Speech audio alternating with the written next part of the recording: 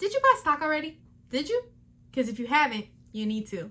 Hey guys, welcome back to another banking video. So in today's video, I'm going to be talking to you guys about PUBLIX stock. Now I've done a few videos about this and I've gotten a lot of great feedback. So I just kind of wanted to do an updated version, especially since stock has recently split. So if you're unfamiliar with me or my channel, I like to do a lot of helpful videos here, just like in multiple things, but I know that a lot of you guys know me as the pharmacy tech who works at PUBLIX. I used to cashier and bag and stuff, but now I'm in the pharmacy. But one thing I love about this company are these stocks. All right, so we're gonna jump into that topic right now. But before we get started, if y'all could please like, comment, and subscribe, I would truly appreciate it because we're on a road to 10K. Let's get it. I'm so excited and I'm so grateful for each and every one of you. So without further ado, let's just go ahead and start this video. So first thing is first, PUBLIX stock is privately owned. Let's start with that. So like if you're not an employee here, you know, I'm sorry, but you know, you might want to click off the video or keep watching it, and then when you get hired, you can purchase stock. But yeah, it's privately owned because I know so many people who want to get their hands on this stock, but you can't physically purchase it if you're not an employee. Okay. Now a few months ago, this stock was about $60 something, and I was always, you know, telling people to buy. And not too long ago, it split 5 ways, which is great because that means you get 5 shares per stock that you have. Per share that you have. So obviously everybody was really excited, and those are usually the moments where people like tend to make a lot of money and like retire, and they retire with great money because of all these like splits and stuff. But anyways, after the split, obviously stock went down to $13 and some change. And I personally have not been on it myself. Like, I'm not proud that I haven't been on it. I'm here to put y'all onto some game. None of this is paid or sponsored or told of me to do. None of it is. I'm just really like genuinely trying to put you onto game because this is what I'm gonna do. And so I'm recommending y'all to do it. Because if I, you know, obviously I want to see myself win, but I want to see y'all win too, so we can all just win together.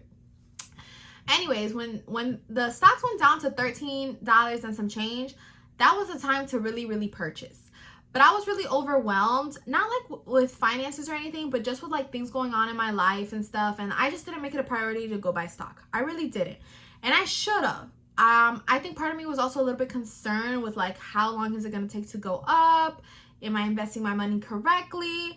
But as I've done more research to secure myself, I am back to where I originally was when I first, you know, was all hyped about it, which is, it is good stock to buy. It's a safe stock. Why wouldn't I buy? So yeah, I just basically go into these like moments in my life in which I overthink everything. And I feel like part of the reason I hadn't purchased was kind of like I was overthinking it because I had invested a lot into the stock, and I was like, have I done too much? Because I literally reached my limit at one point for purchasing stock for that year. So I was kind of like, but then I remembered and I did more research, and I was like, nah, like this is definitely the way to go. So I should have purchased it when it was $13.95. Anyways, today I looked, and because it has periods, like it goes through stock periods. So let's say you can purchase during the period of 2 months, like let's say January and February, but then you can't purchase March and April, and like that's inaccurate. I think honestly it's like the opposite. But anyways, so I wasn't able to purchase in time before the period was over, so I missed being able to purchase or just purchasing when the stock was $13.95. I didn't purchase any. But then today I saw, because obviously now we get our updates, now I believe it's open right now in which you can purchase stock again, and it went up to $14.55, which is still really good. Like I said, when I purchased a lot of stock, it was at $60. It went down to 13 something because of the whole pandemic. I'm sorry, not the whole pandemic. It went down to 13 something because it split. And I feel like it split because of the whole pandemic, because everything was so high in sales and stuff. So they ended up splitting, and then now they're lower. So right now is a really good like opportunity for you to buy, especially because I feel like a lot of people were like, when they listened to my video and I was like, buy stock, you know, it's like $60, but still buy it. I feel like people were like, I don't have those $60. Well, now you can literally buy it for not even $15. And, you know, if you have $30, great, then you'll have 2 shares. And like, something is better than nothing. So I definitely think right now is the time to get your hands on it. While it's at $14.55, I will definitely be purchasing some more of my own. I gotta see how many I'm allowed to purchase, because they did change it to like, depending on how many hours and your position and stuff like that, how many years you've been in the company, is the amount of stock you can purchase. Because I guess people, or too many people, were becoming like millionaires off of this because it's that good. And so they decided to restrict it. So me being a part-time employee who barely works, I feel like I'm gonna get like a very low amount of what I'm able to purchase. Like I said, at one point I wanted to put more money, and I said I had reached my maximum capacity last year. So I'm hoping that won't happen this time around, or like, I guess I'll just see how much I am allowed to put in. But whatever it is, I'm obviously going to put it in, and I suggest y'all do the same. I mean, $14.55 is a lot more attainable than the 60 something that it was at. It's only bound to go up because it is a safe stock. It's grocery. I mean, while everything closed during the pandemic, y'all know that we did not close. So it's like, you know, this is where you should be buying. And yeah, unfortunately, I didn't get it when it was $13.95, but $14.55 is fine. Like, it's only a few cents more. But obviously all those cents and stuff help, because when you purchase in big amounts, let's say you're like, oh, it's only $1 difference or $2 difference. But if you're purchasing, I don't know, 1,000 shares, that dollar difference is $1,000 difference. You know what I'm saying? So it depends on how much you're purchasing, which that's completely up to you all. But that's just how I feel about it, guys. I think that also the dividends that you get from purchasing these stocks, they do really come in clutch. Like, there's been so many times where I'm like, oh, I'm tight. And then all of a sudden my dividend comes in and I see the amount. I'm like, oh, shoot, like, that's great. So it really does like come in clutch for real, you know? And so it's nice to get something back, basically, you know, because your stocks is something that you can't take out unless it's like an emergency, or you're purchasing a house, or something big and important that's going on, right, in your life.